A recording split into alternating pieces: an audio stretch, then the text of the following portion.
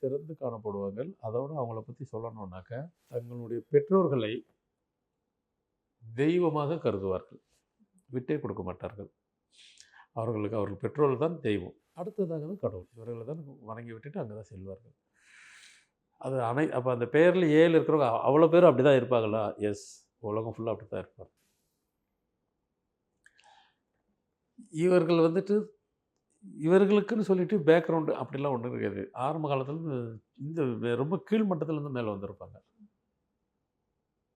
இவர்கள் வாழ்க்கை வந்துட்டு பல ஜென்ரேஷன் சொத்து வச்சுருந்தாங்க, இவர் வந்துட்டார். அப்படி கிடையவே கிடையாது. இவர்கள் கீழ் மட்டத்தில் இருந்து தான், அடிமட்டத்தில் இருந்து தான் மிக உயர்ந்த இடத்துக்கு வந்திருப்பார்கள். சில பேர் புகழை தேடி தேடி போய் அதை பண்ணுவோம். அதுக்குண்டான சர்வேவே எடுத்து உள்ளே போயிருப்பாங்க. இவர்களை தேடி தான் புகழ் இவர்களை சுற்றி சுற்றி வரும். உலகம் ஃபுல்லாக இவர்கள் பெயரை நிலைநிறுத்தி இருப்பார்கள். முதல்ல சொன்ன உழைப்பால் தான் உயர்ந்திருப்பார்கள். இறைபக்தி மிகுந்து காணப்பட்டிருப்பார்கள். பிரத்தியாருக்கு, அதாவது மற்றவங்களுக்கு